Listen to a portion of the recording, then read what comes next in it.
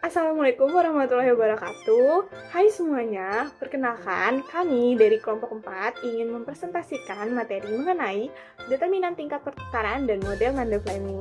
Kelompok kami beranggotakan Laila Fitria Nur Fadilah, Lara Frismawati, Melanie Isya Sadila, saya sendiri Wildania Lumaila, dan yang terakhir Zulfan Nur Kamila. Materi yang pertama akan dibacakan oleh Laila Fitria. Jadi, jangan di-skip-skip ya videonya, tonton terus sampai akhir. Kita ketemu di slide 7. Determinan tingkat pertukaran. Tingkat pertukaran rupiah atau nilai tukar terhadap mata uang asing seperti dolar AS adalah hasil dari interaksi berbagai faktor ekonomi, politik, dan sosial, atau dalam pengertian lain, tingkat pertukaran yang mempresentasikan nilai relatif satu mata uang terhadap mata uang lain. Faktor-faktor tingkat pertukaran. Pertama, jumlah uang beredar. Jumlah uang yang berlebihan dapat menyebabkan nilai tukar mata uangnya melemah. Depresiasi, karena tidak diimbangi dengan permintaan yang sesuai. Sebaliknya, jika permintaan mata uang lebih besar daripada jumlah kenaikan penawaran uang, maka nilai tukar menguat. Apresiasi. Kedua, pengaruh ekspor. Hubungan antara variabel ekspor terhadap nilai tukar rupiah menunjukkan bahwa semakin meningkatnya volume ekspor, maka akan meningkatkan penawaran mata uang asing dalam negeri, sehingga akan menyebabkan mata uang asing terdepresiasi dan mata uang dalam negeri akan terapresiasi. Ketiga, inflasi. Inflasi yang tinggi menurunkan nilai mata uangnya. Harga barang dan jasa di negara dengan inflasi tinggi menjadi lebih mahal, sehingga pada akhirnya inflasi cenderung menurunkan daya saing dan menjadikan mata uang domestika semakin terdepresiasi. Keempat, pengaruh suku bunga. Ketika suku bunga meningkat, maka nilai tukar juga ikut meningkat. Ini disebabkan karena perubahan nilai tukar suatu negara bisa terjadi karena adanya kebijakan suku bunga yang terjadi pada negara tersebut. Terakhir, ada pengaruh cadangan devisa terhadap nilai tukar rupiah. Ketika cadangan devisa mengalami penurunan maka cepat atau lambat, nilai tukar ini mata uang negara tersebut akan terdepresiasi. Hal ini dikarenakan ketika cadangan devisa menurun, maka negara tersebut akan sulit melakukan intervensi dalam hal membeli valuta asing yang dapat digunakan untuk menstabilkan nilai mata uang. Selanjutnya ada faktor-faktor yang mempengaruhi suku bunga. Yang pertama, kebutuhan dana. Apabila bank kekurangan dana atau simpanan sedikit, sementara permohonan pinjaman meningkat, maka yang dilakukan oleh bank agar dana tersebut cepat terpenuhi dengan meningkatkan suku bunga simpanan akan menarik nasabah untuk menyimpan uangnya di bank. Jadi, jika bank kekurangan dana simpanan, sementara banyak orang yang mengajukan pinjaman, maka bank akan menaikkan suku bunga tabungan supaya orang-orang tertarik menabung di sana. Lalu yang kedua ada persaingan. Dalam memperebutkan dana simpanan, maka di samping faktor promosi, yang paling utama pihak perbankan harus memperhatikan pesaing. Jadi, misalkan bank bersaing satu sama lain untuk menarik dana simpanan dari masyarakat. Kalau ada bank lain yang menawarkan bunga tabungan tinggi, bank lainnya mungkin ikut menaikkan suku bunga juga. Yang ketiga, kebijakan pemerintah. Dalam kondisi tertentu, pemerintah dapat menentukan batas maksimal atau minimal suku bunga, baik bunga simpanan maupun bunga pinjaman. Jadi, pemerintah itu bisa menetapkan batas maksimal atau minimal suku bunga. Selanjutnya, yang keempat ada laba yang diinginkan. Merupakan besarnya keuntungan yang diinginkan oleh bank. Jika diinginkan besar, maka bunga pinjaman ikut besar, dan demikian pula sebaliknya.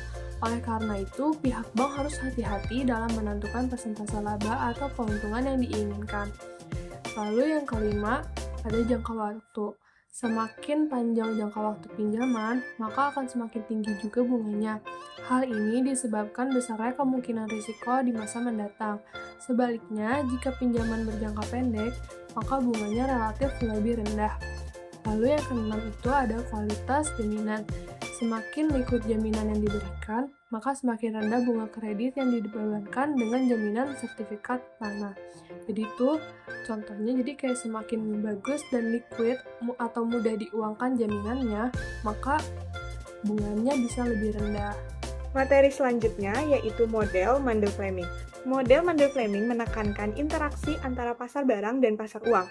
Model Mendel Fleming mengasumsikan bahwa tingkat harga adalah tetap dan menunjukkan apa yang menyebabkan fluktuasi jangka pendek dalam pendapatan agregat atau sama dengan pergeseran dalam kurva permintaan agregat. Model Mendel Fleming membuat suatu asumsi penting bahwa perekonomian yang dijelaskan merupakan perekonomian terbuka dengan mobilitas modal yang sempurna. Artinya, perekonomian bisa meminjam atau memberi pinjaman sebanyak yang ia inginkan di pasar keuangan dunia, dan sebagai akibatnya, tingkat bunga perekonomian ditentukan oleh tingkat bunga dunia. Slide selanjutnya yaitu asumsi dasar model Mundell-Fleming. Asumsi dasarnya yaitu perekonomian terbuka kecil dengan menggunakan analisis jangka pendek di mana harga dan upah dianggap konstan. Model ini memperluas analisis ISLM dengan mempertimbangkan raca pembayaran serta studi tentang dampak kebijakan ekonomi makro atau moneter dan fiskal di dalam perekonomian terbuka kecil. Model 3 tingkat pertukaran yang pertama ada nilai tukar atau exchange rate. Nilai tukar merupakan harga suatu mata uang terhadap mata uang lainnya atau nilai dari suatu mata uang terhadap nilai mata uang lainnya. Kenaikan nilai tukar mata uang dalam negeri disebut apresiasi atas mata uang asing. Penurunan nilai tukar mata uang dalam negeri disebut depresiasi atas mata uang asing. Yang kedua ada nilai tukar tetap atau fixed exchange rate, merupakan suatu sistem nilai tukar di mana nilai tukar suatu mata uang yang dipertahankan pada tingkat tertentu terhadap mata uang asing. Bila tingkat nilai tukar tersebut bergerak terlalu besar, maka pemerintah melakukan intervensi untuk mengembalikannya. Yang ketiga, ada nilai tukar mengambang atau flexible exchange rate. Dalam konsep ini, nilai tukar valuta dibiarkan bergerak bebas. Nilai tukar valuta ditentukan oleh kekuatan permintaan dan penawaran valuta tersebut di pasar uang. Fakta yang terjadi di banyak negara di dunia menganut varians dari kedua sistem pokok nilai tukar di atas. Komponen utama dalam model Fleming yang pertama, keseimbangan pasar barang dalam kurva IS menunjukkan semua kombinasi output Y dan tingkat bunga R di mana pasar barang berada dalam keseimbangan. Dalam ekonomi terbuka, permintaan agregat terdiri dari konsumsi C, investasi I, pengeluaran pemerintah E, dan ekspor neto NX. Rumusnya yaitu Y sama dengan C dalam kurung Y min T plus I dalam kurung R plus G plus NX dalam kurung E, atau NX net export tergantung pada nilai tukar E.